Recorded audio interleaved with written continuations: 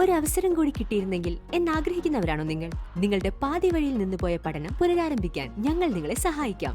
Master minds education.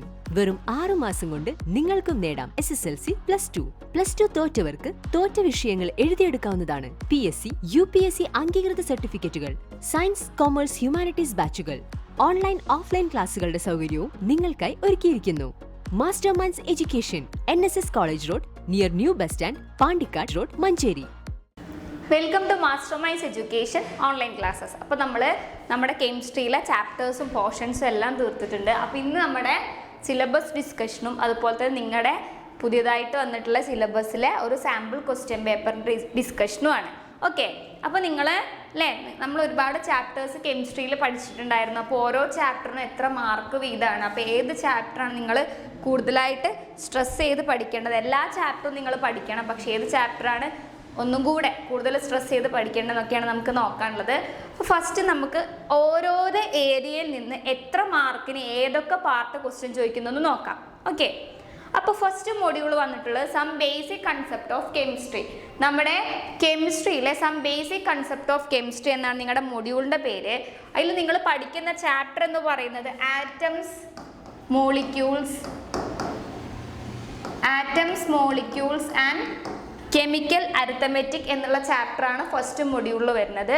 ആ first module വരുന്നത് നമുക്ക് ചോദിക്കുന്നത് ആകെ 4 മാർക്കിനാണ് എന്ത് ചെയ്യുന്നത്, നമ്മളടുത്ത് ക്വസ്റ്റ്യൻ ചോദിക്കുന്നത്. ഓക്കെ, അപ്പോൾ first module some basic concept of chemistry, അതായത് നിങ്ങളുടെ first chapter atoms, molecule and chemical arithmetic എന്നുള്ള ചാപ്റ്ററിന് 4 മാർക്കിനാണ് ക്വസ്റ്റ്യൻസ് വരുന്നത്.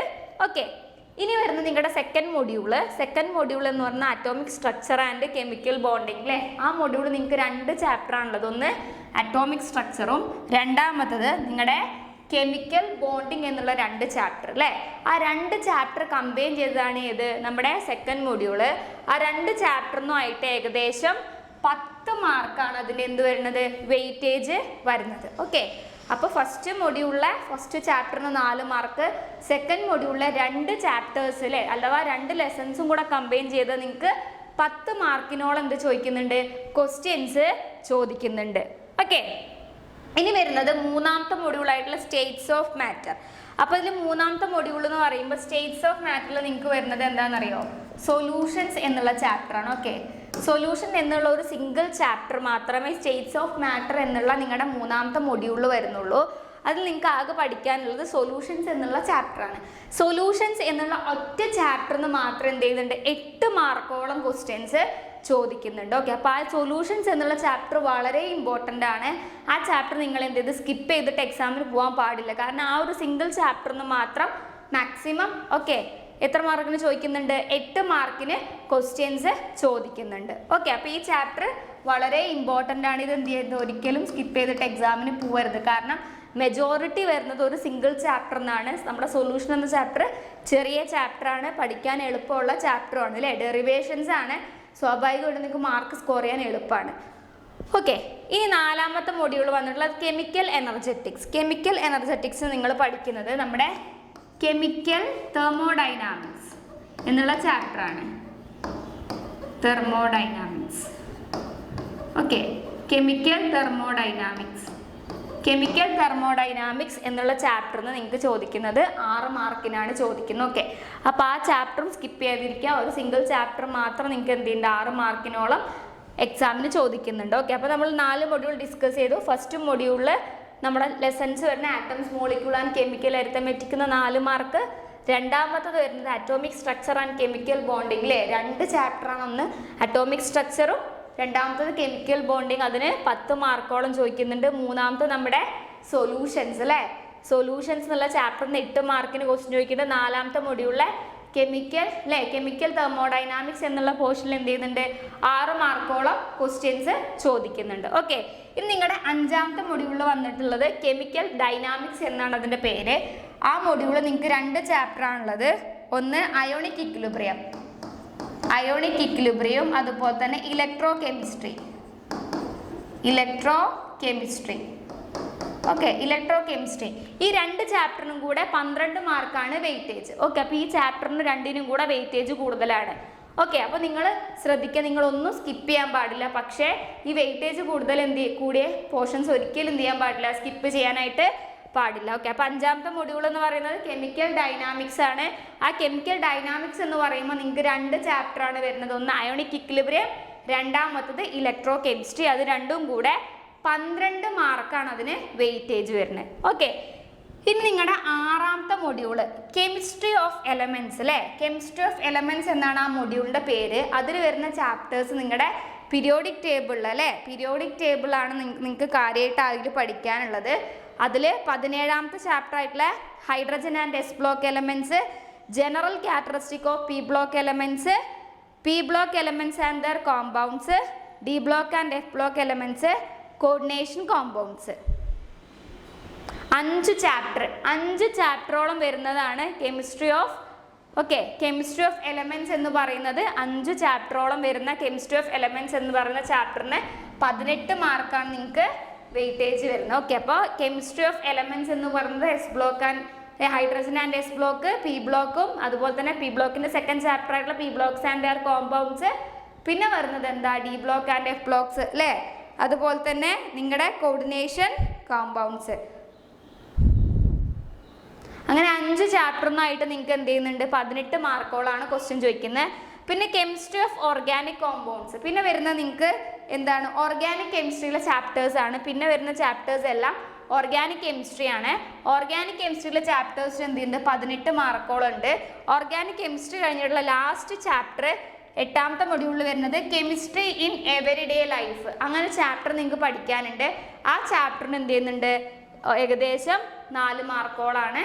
ഓക്കെ, 4 മാർക്കോളം ചോദിക്കുന്നുണ്ട്. ഓക്കെ, അപ്പോൾ ഇങ്ങനെയാണ് നിങ്ങളുടെ എന്ത് ചെയ്യുന്നത്, നിങ്ങളുടെ ചാപ്റ്ററിൻ്റെ വെയിറ്റേജ് കിടക്കുന്നത്. അപ്പോൾ ഫസ്റ്റത്തെ ഞാൻ പറഞ്ഞു അല്ലേ, ഫസ്റ്റത്തെ മൊഡ്യൂളിൽ 4, രണ്ടാമത്തത് 10, സൊല്യൂഷനിൽ 8, പിന്നെ വരുന്നത് 6, പിന്നെ 12, 18, 18, 4, അങ്ങനെ ടോട്ടൽ 80 മാർക്കിനാണ് നിങ്ങൾ എന്ത് ചെയ്യേണ്ടത്, എക്സാം എഴുതേണ്ടത്. ഓക്കെ, അപ്പോൾ ഇങ്ങനെയാണ് നിങ്ങളെ ചാപ്റ്റേഴ്സിൻ്റെ ഡിസ്ട്രിബ്യൂഷൻ കിടക്കുന്നത്. അപ്പോൾ നിങ്ങൾ എന്ത് ചെയ്യുക, പഠിക്കുമ്പോൾ അതിനനുസരിച്ച് വെയിറ്റേജ് കൂടുതലുള്ള ചാപ്റ്റേഴ്സ് ഒരിക്കലും എന്ത് ചെയ്യുക, സ്കിപ്പ് ചെയ്യാതിരിക്കുക. ഓക്കെ, അപ്പോൾ ഇത്രയാണ് നിങ്ങളുടെ സിലബസ് ഡിസ്കഷൻ എന്ന് പറയുന്നത്. അപ്പോൾ നിങ്ങൾക്ക് ഓരോ ചാപ്റ്ററിനും എത്ര മാർക്ക് വീതം ചോദിക്കും എന്നല്ലേ. ഇനി നമുക്ക് നമ്മുടെ ക്വസ്റ്റ്യൻ പേപ്പറിൻ്റെ ഒരു പാറ്റേൺ പരിചയപ്പെടാം. ഓക്കെ, അപ്പോൾ നിങ്ങൾ ഈ ഒരു സിലബസിൽ എക്സാം എഴുതാൻ പോവുകയാണ്. അപ്പോൾ നിങ്ങൾക്ക് ക്വസ്റ്റ്യൻ പേപ്പർ അല്ലേ, ഒരു സാമ്പിൾ ക്വസ്റ്റ്യൻ പേപ്പറിൻ്റെ മോഡൽ എന്ത് ചെയ്യാം, പരിചയപ്പെടാം. ഓക്കെ, നിങ്ങൾക്ക് ടോട്ടൽ 80 മാർക്കിനാണ് എക്സാം. അതിൽ 3 മണിക്കൂറാണ് എന്ത് ചെയ്യേണ്ടത്, നിങ്ങൾ എക്സാം എഴുതേണ്ടത്. ഓക്കെ, അപ്പം നിങ്ങളിവിടെ നോക്കിയാൽ നിങ്ങൾക്ക് കാണാനായിട്ട് പറ്റും. നിങ്ങൾ എന്ത് ചെയ്യുക, ഫസ്റ്റ് നിങ്ങൾക്ക് തന്നിരിക്കുന്ന ജസ്റ്റ് ഒന്ന് വായിച്ച് നോക്കുക. First one, note this question paper consist of 43 question in all. എന്താ പറഞ്ഞിട്ടുള്ളത്, നിങ്ങൾ എക്സാം എഴുതേണ്ട ഈ ഒരു 80 മാർക്കിൻ്റെ ക്വസ്റ്റ്യൻ പേപ്പർ എന്ന് പറയുന്നത് മൊത്തം 43 ക്വസ്റ്റ്യൻസ് എന്തായിരിക്കും ഉണ്ടായിരിക്കും. Okay, all questions are compulsory. എല്ലാ ക്വസ്റ്റ്യനും എന്ത് ചെയ്യണം, നിർബന്ധമായും നിങ്ങൾ ആൻസർ ചെയ്തിരിക്കണം. Okay, marks are given against each question. അതായത് ഓരോ ക്വസ്റ്റ്യനും എത്ര മാർക്ക് വീതമാണെന്ന് ആ ക്വസ്റ്റ്യന് നേരെ തന്നെ എന്ത് ചെയ്തിട്ടോ അതിൻ്റെ മാർക്ക് ഡിസ്ട്രിബ്യൂഷനും കൊടുത്തിട്ടുണ്ടാകും. Okay, use log tables in necessary. നിങ്ങൾക്ക് ക്ലാക്സ് ടേബിൾ ഉപയോഗിക്കാം അല്ലേ, സയൻസുകാർക്ക് ക്ലാക്സ് ടേബിൾ ഉപയോഗിക്കാം. കാരണം നിങ്ങൾക്ക് നിങ്ങളുടെ കാൽക്കുലേഷനും കാര്യങ്ങളൊക്കെ ചെയ്യാൻ വേണ്ടി ക്ലാക്സ് ടേബിൾ ഉപയോഗിക്കാം. നിങ്ങൾക്ക് ആവശ്യമാണെങ്കിൽ എന്ത് ചെയ്യാൻ പറ്റും, ക്ലാക്സ് ടേബിൾ ഉപയോഗിക്കാനായിട്ട് പറ്റും. ഓക്കെ, പിന്നെ നമ്മുടെ ക്വസ്റ്റ്യൻ പേപ്പർ എങ്ങനെയാണ് തിരിച്ചിരിക്കുന്നത് എന്നാണ് നമുക്ക് രണ്ടാമതായിട്ട് നോക്കാനുള്ളത്. Section A consist of A B. Okay, section A പാർട്ടും അതുപോലെ തന്നെ സെക്ഷൻ ബി പാർട്ടും ആയിട്ട് നമ്മുടെ ക്വസ്റ്റ്യൻ പേപ്പർ തിരിച്ചിട്ടുണ്ട്. അതിൽ സെക്ഷൻ എ എന്ന് പറയുന്നത് 1 to 6, question number 1 to 6. Section എയിൽ 1 തൊട്ട് 16ാമത്തെ ക്വസ്റ്റ്യൻസ് എന്തായിരിക്കും, ഒബ്ജക്റ്റീവ് ടൈപ്സ്. അതായത് ഓരോ ക്വസ്റ്റ്യനും എന്തായിരിക്കും 1 മാർക്ക് വീതമായിരിക്കും ഉണ്ടായിരിക്കുക. ഓക്കെ, അപ്പോൾ ക്വസ്റ്റ്യൻ പേപ്പർ 1 to 16 എന്ന് 6 അല്ല 1 to 16 ആദ്യത്തെ 16 ക്വസ്റ്റ്യൻ എന്തായിരിക്കും ഓരോ മാർക്ക് വീതമായിരിക്കും അല്ലേ. അപ്പോൾ 16 അപ്പോൾ ഫസ്റ്റ് സെക്ഷനിൽ നമുക്ക് എത്ര മാർക്ക് മൊത്തം സ്കോർ ചെയ്യാം, മാക്സിമം 16 മാർക്ക് സ്കോർ ചെയ്യാം. മൾട്ടിപ്പിൾ ചോയ്സ് ടൈപ്പ് ക്വസ്റ്റ്യൻസ് അല്ലേ, മൾട്ടിപ്പിൾ ചോയ്സ് നിങ്ങൾക്ക് എന്ത് ചെയ്തു, അതിൻ്റെ ചോയ്സ് തന്നിട്ടുണ്ടാവും, അത് നിങ്ങൾ എന്ത് ചെയ്താൽ മതി, ആൻസർ പിക്ക് ചെയ്താൽ മതി. Carrying 1 mark each. Select and write the most appropriate option out of the 4 options given in each of these questions. അതായത് ഓരോ ക്വസ്റ്റിനും 4 ഓപ്ഷൻസ് വീതം തന്നിട്ടുണ്ടാവും. ഓക്കെ, അതായത് ആദ്യത്തെ ഒന്നാമത്തെ ക്വസ്റ്റ്യൻ ആണെങ്കിൽ അതിന് ഓപ്ഷനായിട്ട് എ, ബി, സി, ഡി അങ്ങനെ 4 ഓപ്ഷൻസ് നിങ്ങൾക്ക് എന്ത് ചെയ്തിട്ടുണ്ടാവും, തന്നിട്ടുണ്ടാവും. അങ്ങനെ വരുമ്പോൾ നിങ്ങൾ എന്ത് ചെയ്യണം, ഓരോ ക്വസ്റ്റിലെ അതിൻ്റെ അപ്രോപ്രിയേറ്റ് ആയിട്ടുള്ള ആൻസർ മാത്രം എടുത്ത് എഴുതുക. Okay, an internal choice has been provided in some of these questions.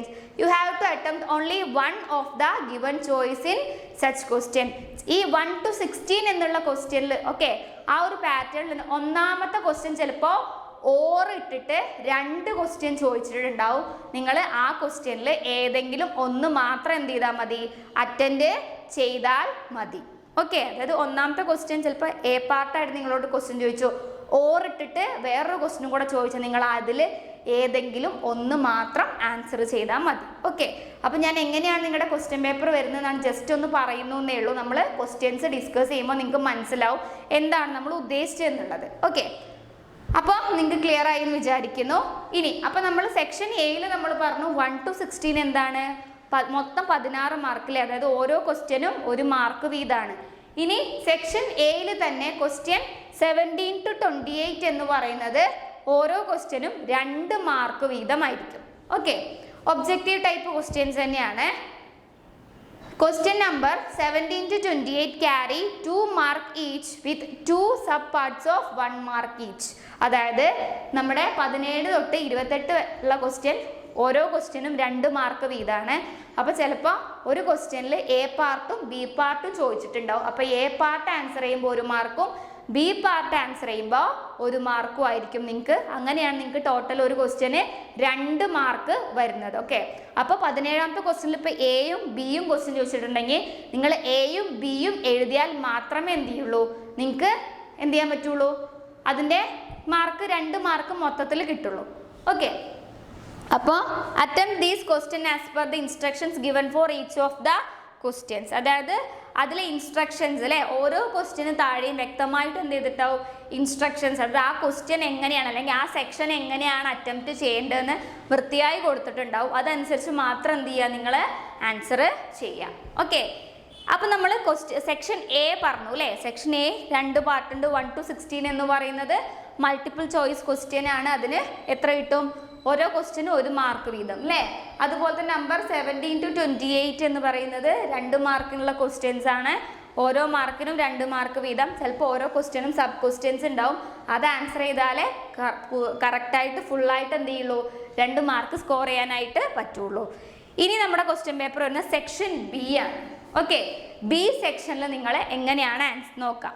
Question number 29 to 37 അല്ലേ. Question number 29 to 37 very short questions carrying 2 mark each to be answered in the range of 30 to 50 words. എന്താ പറഞ്ഞുള്ളത്, section ബിയിൽ 29 to 37 അല്ലേ, 29 തൊട്ട് 37 വരെയുള്ള questions short answers എഴുതേണ്ട questions ആണ്. അതിന് ഓരോ ക്വസ്റ്റ്യനും 2 മാർക്ക് വീതമാണ്. ഏകദേശം നിങ്ങൾ എന്ത് ചെയ്യണം, ഒരു 30 തൊട്ട് 50 വേർഡ്സ് വരെ നിങ്ങളുടെ ആൻസർ ഷീറ്റിൽ ഉണ്ടായിരിക്കണം. അതായത് നിങ്ങൾ എന്ത് ചെയ്യണം, ഒരു 2-3 ലൈനായിട്ട് വേണം എന്ത് ചെയ്യാൻ. ഷോർട്ട് ആൻസേഴ്സ് ആണ് ചോദിക്കുന്നത്. അതായത് നിങ്ങൾ 1 വേർഡ് ആയിട്ട് എഴുതി വെക്കരുത്, ഷോർട്ട് ആൻസേഴ്സ് ആണ്. ഓക്കെ, അപ്പോൾ ഷോർട്ട് ആൻസേഴ്സ് ആകുമ്പോൾ എന്ത് ചെയ്യുക, അതിനനുസരിച്ച് ഷോർട്ടായിട്ട് അത് വാരി വലിച്ച് എഴുതുകയും ചെയ്യരുത്. 2 മാർക്കിനാണ് എന്താണോ ചോദിച്ചിട്ടുള്ളത് അതിൻ്റെ കറക്റ്റ് പോയിന്റ് ഒരു 2-3 ലൈനായിട്ട് എഴുതുക. അങ്ങനെയാണ് നിങ്ങൾ ഷോർട്ട് ആൻസേഴ്സ് ആൻസർ ചെയ്യേണ്ടത്. ഓക്കെ, ഇനി അതിൽ തന്നെ സെക്ഷൻ ബിയിൽ ക്വസ്റ്റ്യൻ 38 to 41 വരുന്നത് വീണ്ടും ഷോർട്ട് ആൻസേഴ്സ് ആണ്. പക്ഷെ എന്ത് ചെയ്യുന്നുണ്ട്, മാർക്കിൽ വ്യത്യാസമുണ്ട്. ഓരോ ഷോർട്ട് ആൻസേഴ്സിനും 3 മാർക്ക് വീതമാണ് അല്ലേ. സ്വാഭാവികമായിട്ട് നിങ്ങൾ എന്ത് ചെയ്യണം, ആൻസർ എഴുതുമ്പോൾ കുറച്ചും കൂടെ വലുതാക്കി വേണം ആൻസർ എഴുതാൻ. ഏകദേശം ഒരു 50 to 80 വേർഡ്സോളം ഉണ്ടായിരിക്കണം. ഒരു 5 ഓക്കെ, ഒരു 1/4 പേജ് എന്നൊക്കെ നമുക്ക് വേണമെങ്കിൽ പറയാം. ഓക്കെ, ഒരു 4-5 ലൈൻ, ഒരു 5-6 ലൈന് വീതം ആൻസർ ഉണ്ടായാലും കുഴപ്പമില്ല. ഓക്കെ, അപ്പം അങ്ങനെയാണ്. അപ്പം നിങ്ങളോട് ഈ വേർഡ്സ് പറയുന്നത് നിങ്ങൾ കണക്കിലെടുക്കണ്ട. 2 മാർക്ക് എന്ന് പറയുമ്പോൾ നിങ്ങളോട് ചിലപ്പോൾ ഡെഫിനീഷനാണ് ചോദിച്ചു വെച്ചാൽ ആ ഡെഫിനീഷൻ എഴുതുക. അതിൽ വല്ല എക്സാമ്പിൾസോ അങ്ങനെ എന്തെങ്കിലും അങ്ങനെയും കൂടി എഴുതാം. നമുക്ക് ഷോർട്ട് ആൻസേഴ്സ് ഡിസ്കസ് ചെയ്യുമ്പോൾ നിങ്ങൾക്ക് മനസ്സിലാവും. ഓക്കെ, ഇനി നമുക്ക് വരുന്നത് question number 42 to 42 and 43. Okay, last 2 question വരുന്നത് ലോങ് ടൈപ്പ് ആൻസേഴ്സ്, അതായത് essay ക്വസ്റ്റ്യൻസ് ആണ്. അതിനെന്ത് ചെയ്യുന്നുണ്ട്, 5 മാർക്ക്, ഒരു ക്വസ്റ്റ്യന് 5 മാർക്കാണ് വരുന്നത്. ക്ലിയർ? അതായത് 42 43 അല്ലേ, 42 43 എന്താണ്, നിങ്ങളുടെ ലോങ് ആൻസർ ഷീറ്റ് ആണ്. ലോങ് ആൻസേഴ്സ് എന്ന് പറയുമ്പോൾ എന്തായിരിക്കണം, 5 മാർക്കിനാണ്. ഏകദേശം 80 to 120 വേർഡ്സ് മാക്സിമം, മിനിമം നിങ്ങൾ എന്ത് ചെയ്യണം, ഒരു പേജ്, അതിൽ ഒരു പേജ് അല്ലെങ്കിൽ ഒരു 3/4 പേജെങ്കിലും എന്ത് ചെയ്യണം, നിങ്ങളുടെ ആൻസർ ഷീറ്റിൽ ഉണ്ടായിരിക്കണം. ഓക്കെ, അങ്ങനത്തെ ടൈപ്പ് ക്വസ്റ്റ്യൻസ് എന്ത് ചെയ്യുള്ളൂ, ചോദിക്കുള്ളൂ. ഓക്കെ, അപ്പം നിങ്ങൾ എന്ത് ചെയ്യാം, essay പാർട്ടും നമ്മൾ ഡിസ്കസ് ചെയ്യും. ഓക്കെ, അപ്പം നമ്മൾ ഡിസ്കസ് ചെയ്യുന്ന ഓരോ സെക്ഷൻ വൈസ് ആയിട്ടായിരിക്കും നമ്മൾ ഡിസ്കസ് ചെയ്യുന്നത്. അപ്പോൾ നിങ്ങളോട് ആദ്യം നിങ്ങളുടെ സിലബസ് നമ്മൾ ഡിസ്കസ് ചെയ്തു അല്ലേ, അതായത് ഇത്ര. ഓക്കെ, എങ്ങനെയാണ് സിലബസ് വന്നത്, അപ്പോൾ നമ്മൾ അങ്ങനെയാണ് ഇന്ന് ഡിസ്കസ് ചെയ്തത്. ഓരോ ചാപ്റ്റേഴ്സിനും എത്ര മാർക്ക് വീതം ചോദിക്കും, അപ്പോൾ നിങ്ങൾ ക്വസ്റ്റ്യൻ പേപ്പർ എന്ത് ചെയ്തു, ഒന്ന് പരിചയപ്പെടുകയും ചെയ്തു. ഓക്കെ, അപ്പോൾ നമുക്ക് ഫസ്റ്റ് നമ്മുടെ ഒബ്ജക്റ്റീവ് ടൈപ്പ് അല്ലേ, സെക്ഷൻ എയിലെ ക്വസ്റ്റ്യൻസ് ഒന്ന് ഡിസ്കസ് ചെയ്യാം. ഓക്കെ, അപ്പോൾ പാർട്ട് എയിൽ ഞാൻ പറഞ്ഞു 1 to 16 ക്വസ്റ്റ്യൻസ് ആണ് നിങ്ങൾക്ക് ആൻസർ ചെയ്യാനുള്ളത്. നിങ്ങൾ ക്വസ്റ്റ്യൻ പേപ്പർ കിട്ടിക്കഴിഞ്ഞ് കഴിഞ്ഞാൽ നിങ്ങൾക്ക് ഇപ്പം ഇങ്ങനെ ഒരു ഡെമോ കിട്ടുന്നതുകൊണ്ട് നിങ്ങൾക്ക് വലിയ ബുദ്ധിമുട്ടുണ്ടാവില്ല. എന്നാലും ക്വസ്റ്റ്യൻസ് ശ്രദ്ധിച്ചിട്ട് മാത്രം എന്ത് ചെയ്യുക, ആൻസർ ചെയ്യാം. ഓക്കെ, അപ്പോൾ നിങ്ങൾക്ക് വന്നിട്ടുള്ളത് പാർട്ട് എ അല്ലേ, നമ്മുടെ സാമ്പിൾ ക്വസ്റ്റ്യൻ പേപ്പറിൽ നമ്മൾ പറഞ്ഞു സെക്ഷൻ എ, സെക്ഷൻ ബി, അല്ലെങ്കിൽ പാർട്ട് എ, പാർട്ട് ബി ആയിരിക്കും. അപ്പോൾ പാർട്ട് എയിൽ 1 തൊട്ട് 16 വരെയുള്ള മൾട്ടിപ്പിൾ ചോയ്സ് ക്വസ്റ്റ്യൻസ് ആണ് നിങ്ങൾക്ക് ആൻസർ ചെയ്യാനുള്ളത്. ഓരോ ക്വസ്റ്റ്യനും ഓരോ മാർക്ക് വീതമായിരിക്കും. Okay, and internal choice has been provided in some of these questions. You have to attempt only one of the given choice in such questions. അല്ലേ, നമ്മൾ ഓൾറെഡി പറഞ്ഞു, ഒരു ക്വസ്റ്റ്യൻ ചിലപ്പോൾ ഒരു ചോയ്സ് ആയിട്ടുള്ള ക്വസ്റ്റ്യൻ ഉണ്ടാവും, അതിലേതെങ്കിലും ഒന്ന് മാത്രം അറ്റംപ്റ്റ് ചെയ്താൽ മതി. ഇത്രയാണ് നിങ്ങൾക്ക് 1 to 16 ഉള്ള ക്വസ്റ്റ്യൻസ് അറ്റംപ്റ്റ് ചെയ്യാനുള്ള ഇൻസ്ട്രക്ഷൻസ് അവർ തന്നിട്ടുള്ളത്. ഓക്കെ, അപ്പോൾ നമുക്ക് ഇനി എന്ത് ചെയ്യാം, ക്വസ്റ്റ്യൻസ് ഡിസ്കസ് ചെയ്യാം. അപ്പോൾ നിങ്ങൾ ഇവിടെ നോക്കാം, നിങ്ങൾക്ക് ഫസ്റ്റ് മൾട്ടിപ്പിൾ ചോയ്സ് ക്വസ്റ്റ്യൻ ചോദിച്ചിട്ടുള്ള എന്താണെന്ന് നോക്കാം. Which of the following is responsible for the mass of an atom? അതായത് ഒരു ആറ്റത്തിൻ്റെ മാസിന് അല്ലേ, മാസിന് റെസ്പോൺസിബിൾ ആയിട്ടുള്ള പാർട്ടിക്കിൾസ് ഏതൊക്കെയാണ് എന്നാണ് ഫസ്റ്റ് ക്വസ്റ്റ്യൻ. ഓക്കെ, അപ്പോൾ അതിൽ നിങ്ങൾക്ക് 4 ഓപ്ഷൻസ് തന്നിട്ടുണ്ട്. Option A only proton, option B only neutrons, option C neutrons and proton, option D protons and electrons. 4 ഓപ്ഷനാണ് നിങ്ങളോട് തന്നിട്ടുള്ളത്. നമ്മുടെ ഈ ക്വസ്റ്റ്യൻ വന്നിട്ടുള്ളത് നമ്മുടെ അറ്റോമിക് സ്ട്രക്ചർ എന്നുള്ള ചാപ്റ്ററിൽ നിന്നാണ് നിങ്ങൾക്ക് ഫസ്റ്റ് ക്വസ്റ്റ്യൻ ചോദിച്ചിട്ടുള്ളത്. ഓക്കെ, അപ്പോൾ അത് നോക്കിക്കഴിഞ്ഞാൽ നിങ്ങൾ ഓൾറെഡി പഠിച്ച കാര്യമാണ്. നമുക്ക് എങ്ങനെ ആൻസർ വരിക, സി ആണ് നമ്മുടെ ആൻസർ വരിക അല്ലേ. Protons and neutrons and protons ആണ് എന്ത് ചെയ്യുന്നത്, ആൻസർ ആയിട്ട് വരുന്നത്. നിങ്ങളുടെ സി ആണ് ഒന്നാമത്തേൻ്റെ ആൻസർ വരുന്നത്, നമ്മുടെ സി ആണ്. എങ്ങനെയാണ് സി ആൻസർ വരിക എന്നുള്ളത് നിങ്ങൾക്ക് അറിയാവുന്ന കാര്യമാണ്, എന്നാലും ഒന്ന് എക്സ്പ്ലെയിൻ ചെയ്ത് തരാം. ഓക്കെ, ഫസ്റ്റ് ക്വസ്റ്റ്യൻ്റെ എക്സ്പ്ലനേഷൻ എന്ന് പറയുന്നത് നമ്മളോട് ചോദിച്ചിട്ടുള്ളത് മാസിന് റെസ്പോൺസിബിൾ ആയിട്ടുള്ള അല്ലേ, ഒരു ആറ്റത്തിൻ്റെ മാസിന് റെസ്പോൺസിബിൾ ആയിട്ടുള്ള പാർട്ടിക്കിളാണ്. ഓക്കെ, അപ്പോൾ മാസിന് റെസ്പോൺസിബിൾ ആയിട്ടുള്ള നിങ്ങൾക്ക് ആദ്യം അറ്റോമിക് നമ്പർ എന്താണെന്നും മാസ് നമ്പർ എന്താണെന്നും അറിഞ്ഞിരിക്കണം. സോ ഫസ്റ്റ് ഒരു ആറ്റത്തിൻ്റെ എന്താണ് atomic number? Atomic number is represented by the letter Z. Okay, atomic number എന്ന് പറഞ്ഞാൽ it is the number of proton അല്ലേ, ന്യൂക്ലിയസിൽ ഒരു എലമെൻറ്റിലെ ന്യൂക്ലിയസിലെ അല്ലേ നമ്പർ ഓഫ് പ്രോട്ടോൺസിനെയാണ് നമ്മൾ എന്ത് പറയുക, അറ്റോമിക് നമ്പർ എന്ന് പറയാം. ഓക്കെ, അപ്പോൾ ഒരു ന്യൂട്രൽ ആറ്റത്തിൻ്റെ കേസ് ആണെങ്കിൽ number of protons will become equal to number of electrons അല്ലേ. നമ്പർ ഓഫ് പ്രോട്ടോണും നമ്പർ ഓഫ് ഇലക്ട്രോണും തമ്മിൽ എന്തായിരിക്കും, ഈക്വൽ ആയിരിക്കും എന്ന് നമ്മൾ പഠിച്ചു. ഇനി രണ്ടാമത്തെ കൺസെപ്റ്റ് നമുക്ക് വരുന്നതാണ് മാസ് നമ്പർ. മാസ് നമ്പർ എന്ന് പറയുന്നത് നമ്മൾ which is represent as the letter A. So mass number is the sum of number of protons and number of neutrons അല്ലേ. അവിടെയാണ് നിങ്ങൾ ഒന്നാമത്തെ ക്വസ്റ്റ്യൻ്റെ കൺസെപ്റ്റ് കിടക്കുന്നത്. എന്താണ് മാസ് നമ്പർ? അപ്പോൾ ഒരു ആറ്റത്തിൻ്റെ മാസിന് റെസ്പോൺസിബിൾ ആയിട്ടുള്ള പാർട്ടിക്കിൾ ഏതൊക്കെയാണെന്ന് ചോദിച്ചു കഴിഞ്ഞാൽ നമ്പർ ഓഫ് പ്രോട്ടോൺസും അതുപോലെ തന്നെ നമ്പർ ഓഫ് ന്യൂട്രോൺസുമാണ്.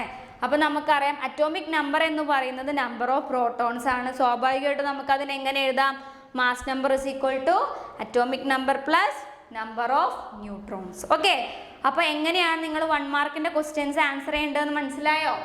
ഇനി ഇതാണ് ഫസ്റ്റ് മാർക്ക്, ഒന്നാമത്തെ മാർക്കിൻ്റെ ആൻസർ. അപ്പോൾ ഒരാറ്റത്തിൻ്റെ മാസിന് കാരണമായിട്ടുള്ള ആൾക്കാർ പ്രോട്ടോൺസും ന്യൂട്രോൺസുമാണ്.